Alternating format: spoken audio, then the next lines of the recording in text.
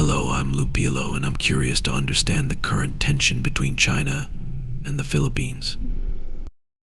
China and the Philippines are one step closer to armed conflict.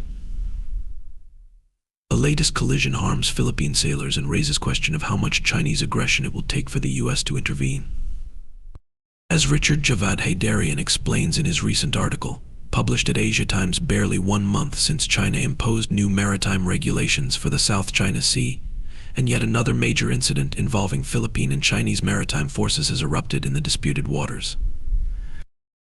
Manila and Beijing have traded accusations following a collision on Monday, June 17th between their vessels over the Second Thomas Shoal, a feature which hosts a de facto Philippine naval outpost aboard the grounded BRP Sierra Madre vessel.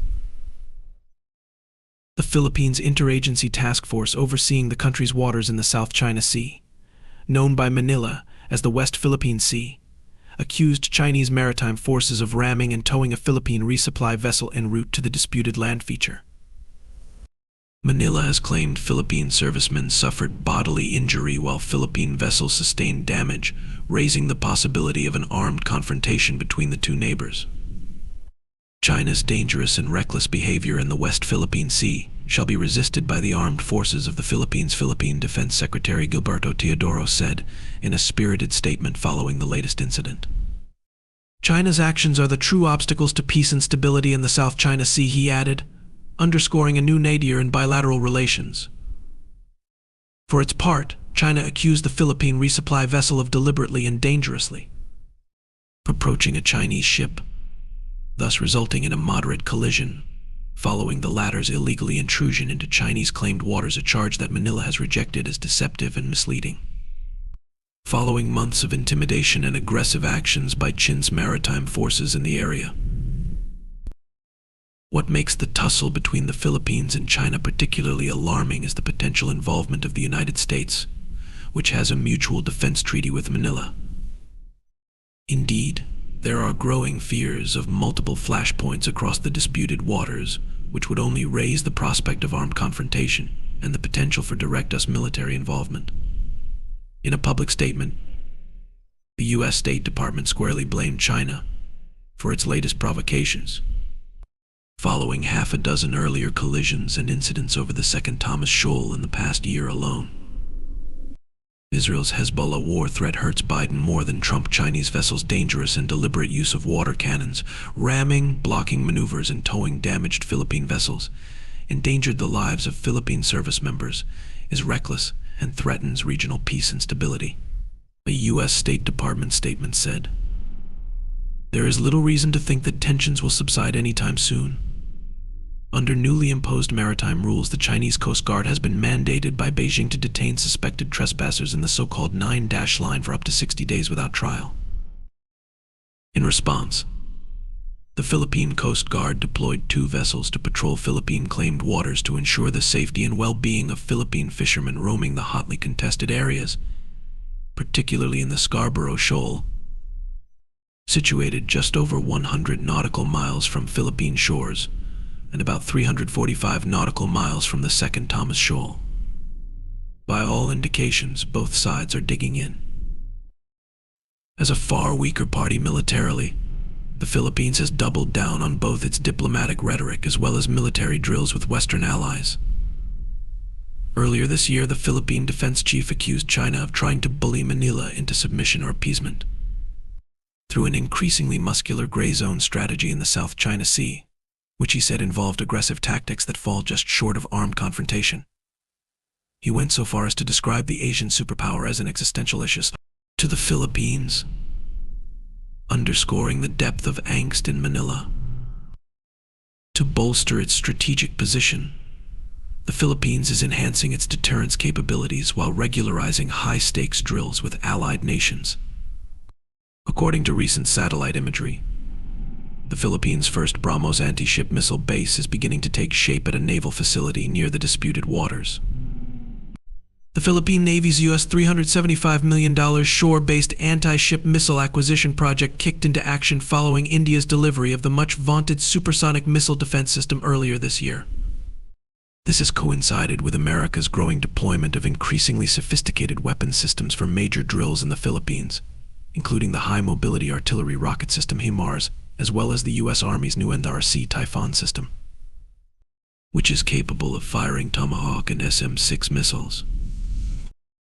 The two sides are also preparing for a possible full invasion by an external power, as well as a major contingency in Taiwan, with the U.S. Army's Joint Pacific Multinational Readiness Center introduced to the Philippines this year. There is rising talk in the Philippines about the possibility of granting the Pentagon permission to deploy several sophisticated missile defense systems to designated Philippine bases under the Enhanced Defense Cooperation Agreement EDCA, especially those facing both the western portions of the South China Sea and Taiwan's southern shores.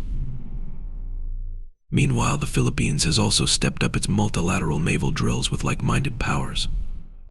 It was recently joined by the US, Japan, and Canada for a 2-day drill in the South China Sea in order to reaffirm the four nations' commitment to bolstering regional security and stability.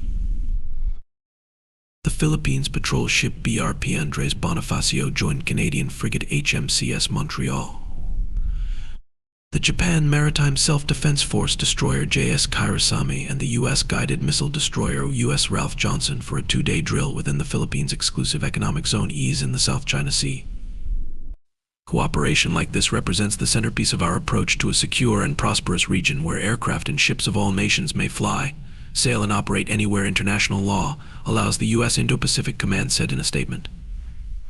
While these exercises enhance interoperability between the Philippines and its allies and accelerate military modernization, they do little when it comes to China's gray zone actions in the short run.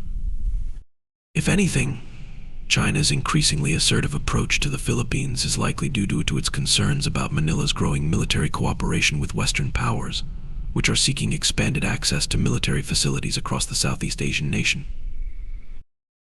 The Biden administration has repeatedly clarified that an armed attack on Philippine public vessels in the South China Sea would automatically activate bilateral mutual defense treaty obligations.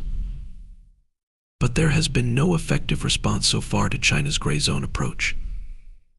During his Shangri-La Dialogue keynote speech earlier this month, Philippine President Ferdinand Marcos Jr. said that the death of any Philippine serviceman would be very close to what we define as an act of war. However, he fell short of clarifying whether any casualties caused by China's gray zone tactics would be met with an American military intervention. Nor has the U.S. clarified its position on how it would respond to any Chinese gray zone tactics that kill Philippine naval officers. As a result, both China and the Philippines are caught in a dangerous strategic conundrum, whereby each side is incentivized to push the envelope while hoping no actual war breaks out. A recent article by Gabriel Honrada, published at Asia Times, titled "Philippine BrahMos Missile Base Drops a Sea Gauntlet on China." India-supplied missiles aim to alter strategic balance with China in South China Sea, but military shortcomings will limit their deterrent impact. He goes on to say the Philippines' construction of its first BrahMos anti-ship missile base highlights a bold military modernization move amid rising tensions with China in the South China Sea. However, the move's success is imperiled by inadequate intelligence, surveillance, and reconnaissance ISR and air defense capabilities, potential logistical challenges, and the complexities of regional geopolitics. This month, Naval News reported that the Philippines is constructing its first BrahMos anti-ship missile base at the naval station Leovigil do Galdioque in Zambales, western Luzon. Naval News says that the base, which faces the contested South China Sea, is set to house the supersonic cruise missile, acquired from India in a landmark $375 million deal in 2022. The report notes that the Philippines' procurement of 3 BrahMos missile batteries marked the first international sale of India's highly regarded system, sparking interest from other regional nations, including Vietnam and Indonesia, both of which also have South China Sea disputes with China. Satellite imagery has revealed the new missile base includes a high bay facility for missile maintenance and assembly, and a sheltered magazine bunker for storage. The Philippine Marine Corps Coastal Defense Regiment will operate the base, which is strategically positioned to strike targets up to 290 to 300 kilometers away, including the disputed Scarborough Shoal occupied by China. The Naval News report adds that the BrahMos system's mobile nature allows for flexible deployment to various firing locations, enhancing the country's coastal defense capabilities. The report says the Philippines may soon make follow-up orders for the BrahMos as the Philippine Army has expressed interest in procuring the system, indicating a possible broader adoption of advanced military technology across the Philippine Armed Forces.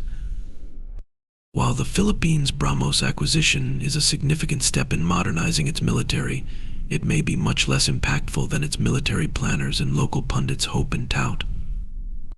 To shoot far, the Philippines needs to see far. Without long-range ISR capabilities, the Philippines may not be able to use the full range of the BrahMos missile. It may be limited to the range of its available ISR assets, which are measured in just dozens of kilometers. The country does not have over-the-horizon Earth radar, although that may be understandable given that such capability is usually limited to major military powers. Although the Philippines has some Hermes and Skein Eagle drones, they are few in number, slow and vulnerable to sophisticated Chinese anti-air defenses. While the U.S. may help to improve the Philippines' deficient ISR capabilities, seen in the use of its MQ-9A Reaper drone to support a sinking exercise SINKEX last month, involving the Philippines' BRZ Rizal frigate sinking a decommissioned Chinese-made oil tanker. Those drones may also fare poorly against China's air defenses, considering they were unable to survive even rudimentary air defenses by Houthi rebels in Yemen. The Philippines also does not operate dedicated airborne warning and control AUC aircraft, having only a motley fleet of Beechcraft King Air C-90, BN-2, Islander and Cessna 208 planes. Compared to aircraft such as the E-7 Sentry or P-8 Poseidon, these planes are barely capable of maritime ISR tasks. However, a Scarborough Shoal is a fixed target whose location is always known. The Philippines may not need sophisticated ISR capabilities to use its BrahMos missiles. The contested and strategic feature could be easily targeted, enabling the Philippines to threaten a small but significant part of China's revised 10-dash line in the South China Sea. But even if the Philippines had all these ISR assets and aimed its BrahMos missiles at an easy target like Scarborough Shoal, Command and Control C-2 is also a significant challenge for its military, raising questions about how it would integrate these disparate assets into an effective kill chain. Defending its new BrahMos missile base from missile and drone attacks may also be challenging for the Philippines, which has long struggled to build credible air defense capabilities. Since the 1990s, the Philippines has failed to acquire multi-role fighters MRF and now relies on only a small fleet of a dozen F-50 light fighters. Those planes possess only a fraction of the capabilities of more advanced aircraft such as the US-made F-16 and Sweden's JAS-39 Gripen. While the Philippines operates 2 batteries of Israel-made Spider surface-to-air missile SAM, it will have to decide whether to allocate those limited assets to defending critical infrastructure and densely populated areas over military sites such as its new BrahMos base. In the event of a protracted conflict in the South China Sea, restocking BrahMos missiles may also be a problem for the Philippines due to its limited stockpiles. The Philippines is not capable of manufacturing BrahMos missiles, forcing it to rely on India for resupply. China could conceivably try to enforce a naval blockade of the Philippines in the South China Sea and another in the Philippine Sea that could cut us resupply and reinforcement from Guam. While the Philippines seeks to leverage extended deterrence guarantees from the U.S. by hoping that an attack on its BrahMos base would trigger their long-standing 1951 Mutual Defense Treaty MDT, such hopes may be overly optimistic. Asia Times pointed out in a May 2024 article that despite strong rhetoric from US officials emphasizing the ironclad nature of the Philippines-US alliance, the 1975 US interpretation of the 1951 MDT excludes Scarborough Shoal from US treaty obligations. Lopsided US interpretations of the 1951 MDT may imply that Scarborough Shoal is of marginal value to US interests and not worth a major conflict with China.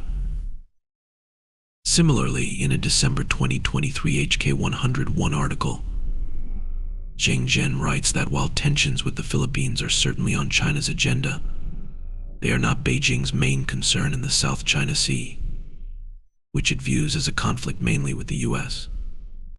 Zhen adds that China's main challenge with the Philippines is dissuading it from trying to pull the U.S. into helping it reinforce its territorial claims. Li Mingjiang and Xing Jiang mention in an article this month for Carnegie China that some Chinese officials believe China's gray zone approach is the best way to address tensions with the Philippines. They say such tactics will help avoid the worst-case scenario of an outright military conflict while simultaneously advancing China's territorial claims. However, Li and Xing note in a case scenario where the Philippines opts to use military force or pull in the U.S. and its allies to counter China's actions, Beijing could respond with overwhelming military force, justifying its response as retaliation and self-defense. Grant Newsham, a former U.S. diplomat, retired as Marine intelligence officer and the author of When China Attacks, A Warning to America, also has been vocal about this issue on the following article titled Us Reputation on the Line at Second Thomas Shoal.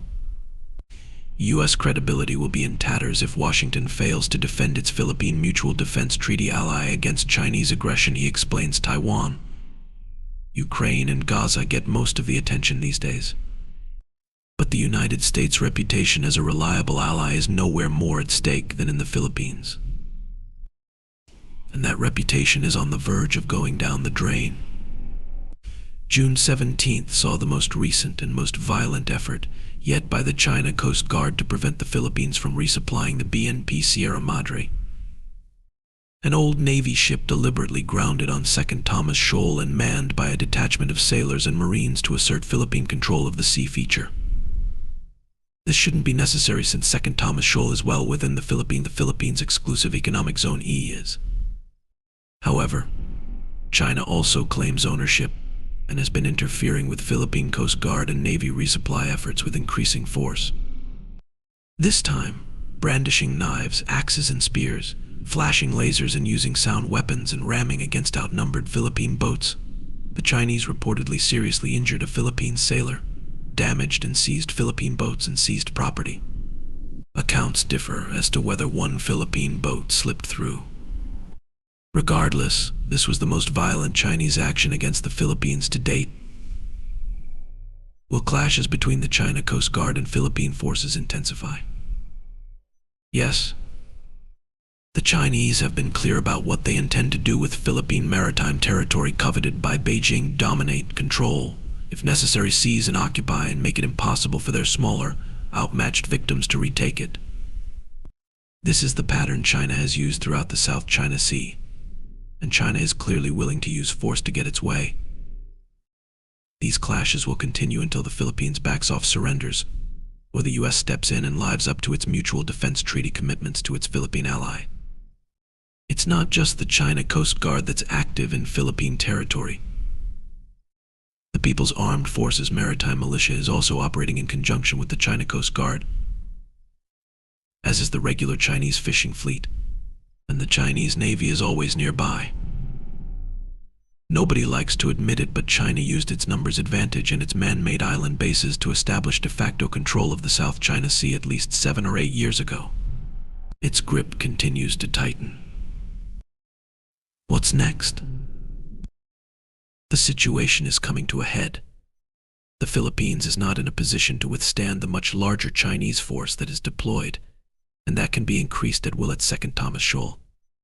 Unless Manila agrees to a humiliating deal with China to give up ultimate control of Second Thomas Shoal in exchange for Chinese permission to resupply the BNP Sierra Madre, the Philippines will eventually have to evacuate the detachment aboard the grounded ship. Should the United States get directly involved?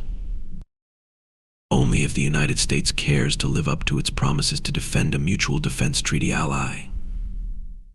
If the Biden administration does nothing to help its allies, America's reputation and reliability will be shredded not just in Manila or Asia but worldwide. Tokyo is no doubt watching closely, as it has a similar treaty promising American protection from outside aggression. The U.S. has already sold out the Philippines to China on 2 occasions in recent years: 2012 at Scarborough Shoal, where the Chinese illegally occupied Philippine territory, and 2016 following the Permanent Court of Arbitration ruling that overwhelmingly backed Manila's position against Beijing's illegal claims in the South China Sea into Philippine maritime territory.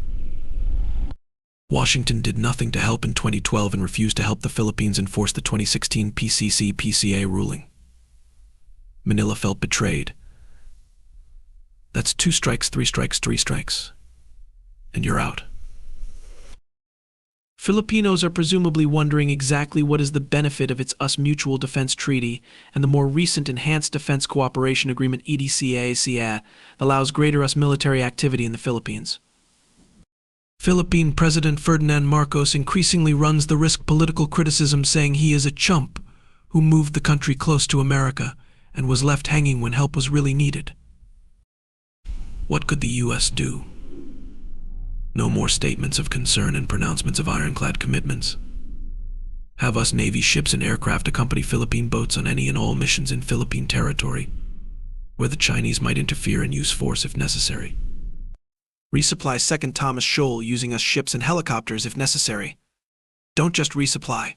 Help the Philippines build a permanent structure on Second Thomas Shoal and help them defend it. And send the U.S. Navy along with Philippine ships to Scarborough Shoal and remove all Chinese boats squatting in the area. Make it clear to Beijing that if it wants a fight, it will get one.